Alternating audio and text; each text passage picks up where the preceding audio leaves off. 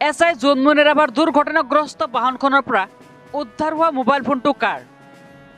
SI Jonmoni ৰাভাৰ চূৰ্ণ বিচূৰ্ণ বাহনখনৰ পৰা উদ্ধাৰ হোৱা মোবাইল ফোনটো জোনমণি ৰাভাৰ নে আন কাৰোবাৰ? এইটো লৈ এটা ডাঙৰ প্ৰশ্ন উত্থাপন হৈছে। SI জোনমণি ৰাভাৰ বাহনখনৰ পৰা উদ্ধাৰ হোৱা মোবাইল ফোনটোত কিবা ৰহস্য আছে নেকি? আছে নেকি SI জোনমণি ৰাভাৰ সমগ্ৰবোৰ দুৰ্ঘটনাৰ কিবা তথ্য? বুধবাৰে জখলাবন্ধা আৰক্ষী থানাত থকা জোনমণিৰ পৰিত্যক্ত এক্সপ্ৰেছ বাহনখনৰ ভিতৰতে CBIৰ তদন্তকাৰী দলে এটা মোবাইল ফোন উদ্ধাৰ কৰে। জখলাবন্ধাৰ সৰুবগীয়াত 16 মেৰ পুৱা ৰহস্যজনক দুৰ্ঘটনাত SI জোনমণি ৰাভাৰ মৃত্যু হৈছিল। ইয়াৰ পিছত বহুবাৰ আৰক্ষী আৰু CIDৰ তদন্তৰ লগতে 4বাৰ ঘটনাস্থলীত CBIৰ অনুসন্ধানৰ পাছতো জোনমণিৰ হেৰুৱা মোবাইলটো উদ্ধাৰ হোৱা নাছিল। যদি বৰ্তমান উদ্ধাৰ হোৱা এই মোবাইল ফোনটো প্ৰয়াত SI জোনমণি ৰাভাৰ হয়, তেন্তে ইমান দিনে বিভিন্ন তদন্তত মোবাইল ফোনটো কোনো তদন্তকাৰী দলে বিচাৰি পোৱা নাছিল। তাকে লৈ বিভিন্ন মহলত প্ৰশ্নৰ সৃষ্টি হৈছে। জখলাবন্ধা থানাৰ আৰক্ষীয়ে কিয় দেখা নাপালে গাড়ীৰ ভিতৰত থকা মোবাইল ফোনটো? কিবা ৰহস্য আছে নেকি ইয়াৰ আঁৰত? নে কোনোবাই এই ঘটনাক অন্য এক গতি দিয়াৰ চেষ্টা কৰিছে? এনে প্ৰশ্নই যেন সকলোৰে মনত উদয় হৈছে। জোনমণিৰ পৰিয়ালৰ লগতে ৰাজ্যবাসীয়ে এতিয়া আশা কৰিছে যে জোনমণি ৰাভাৰ মৃত্যুৰ ৰহস্য ভেদ কেৱল CBI কিংবা অসম আৰক্ষীয়েহে কৰিব পাৰিব। কিন্তু আৰু কিমান দিনলৈকে অপেক্ষা কৰিব লাগিব জোনমণি ৰাভাৰ পৰিয়ালৰ লগতে অসমবাসী ৰাইজে? 142 দিনৰ পিছত SI জোনমণি ৰাভাৰ চূৰ্ণ বিচূৰ্ণ বাহনখনৰ পৰা উদ্ধাৰ হোৱা মোবাইল ফোনটো কাৰ?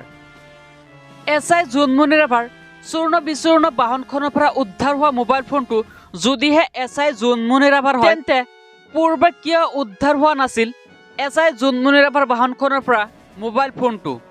কিয়নো SI জোনমণি ৰাভাৰ ৰহস্যজনক মৃত্যুৰ পিছতেই জোনমণি ৰাভাৰ মাতৃয়ে বাৰে বাৰে সংবাদ মাধ্যমত চিঞৰি চিঞৰি কৈ আছিল যে SI জোনমণি ৰাভাৰ মোবাইল ফোনটোৰ কথা।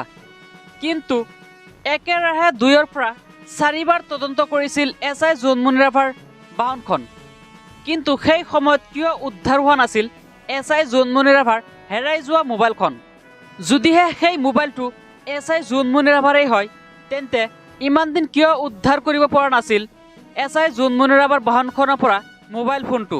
SI জোনমণি ৰাভাৰ ৰহস্যজনক মৃত্যুৰ পিছতেই প্ৰথমে CIDয়ে তদন্ত কৰিছে আৰু সেই সময়ত বাহনখনৰ পৰা উদ্ধাৰ হোৱা নাছিল মোবাইল ফোন। পৰৱৰ্তী সময়ত CIDৰ পৰা CBIলৈ হস্তান্তৰ কৰিছে SI জোনমণি ৰাভাৰ ঘটনাটো আৰু CBIয়ে একেৰাহে 2-3বাৰ তদন্ত কৰাৰ পাছতো উদ্ধাৰ কৰিব পৰা নাছিল মোবাইল ফোনটো।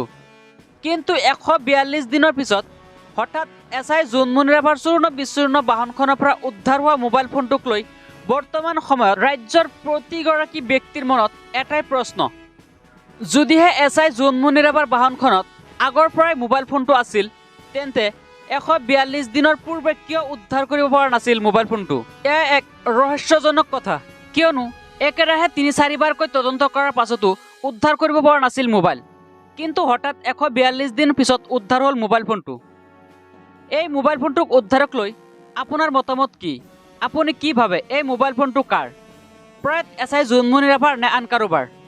এই মোবাইল ফোনটোৱে ভেদ কৰিব পাৰিবনে SI জোনমণি ৰাভাৰ ৰহস্যজনক মৃত্যুৰ আঁৰত থকা সকলোবোৰ তথ্য? আপুনি কি ভাবে? আপোনাৰ মতামত নিশ্চয় কমেণ্ট বক্সত জনাই দিব।